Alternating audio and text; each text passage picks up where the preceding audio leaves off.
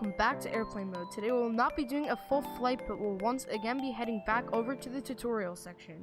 That is why today I will be giving you a full description of how to set up for an ILS approach. Just like the FMC, I could never find a good video that described in a fair amount of detail how to set up for an ILS approach and do the actual approach itself. So today I hope I can resolve that by once again providing a good video explaining how to do an ILS approach. But without wasting any more time, let's jump right into the tutorial.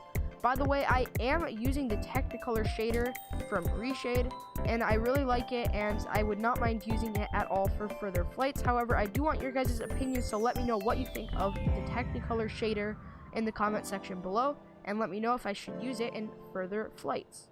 Alright guys, as you can see, I did originally load myself up in a 10 nautical mile final from runway 8 here at Phoenix Sky Harbor International Airport.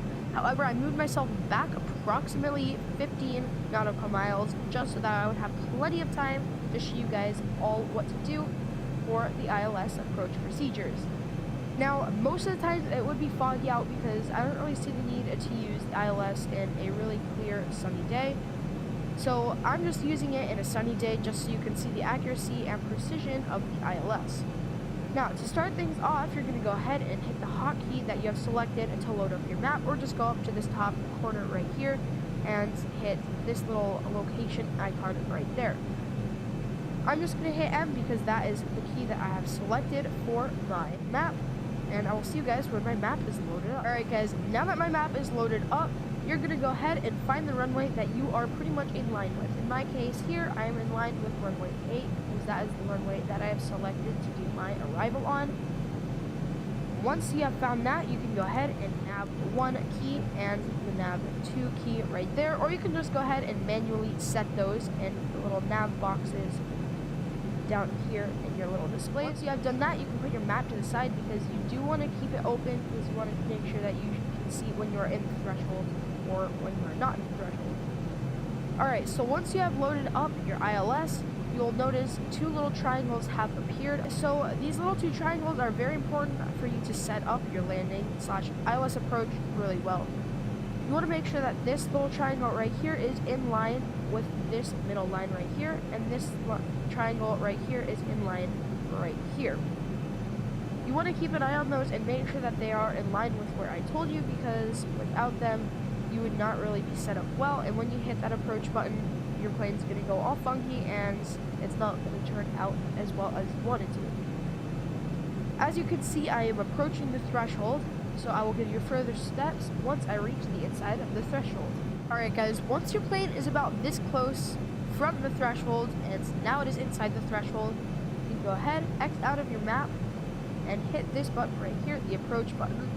All other autopilot that you have on, except for that guy right there, and most likely your speed, will change. So I'm going to go ahead, hit approach right there, and as you can see, my plane is already moving to line up with runway 8. That is perfectly great, and everything is looking good.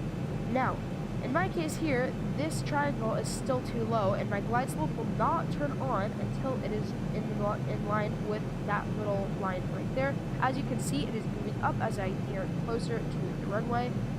Once I do reach this little triangle and this line, the glide slope will turn on and will start lining your plane up on the descent path. Alright, as you can see, my little triangle is just approaching this line right here, and the glide slope light has turned on. Now the plane is pretty much all on autopilot, and I am not touching a thing on my yoke.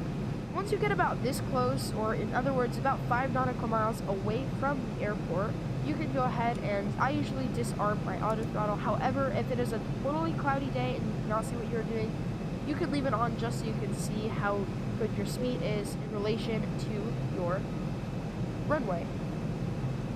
In a little bit, the autopilot is going to completely disengage, and you're just going to have to go on the landing yourself.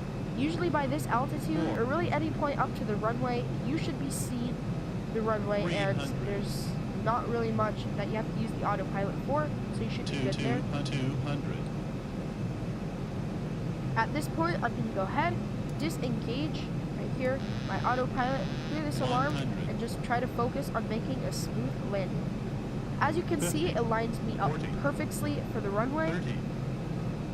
as well as let me perfectly good on the descent path. Open the nose up a little bit, and we are down. Once again, standard landing roll procedures, reverse thrust out,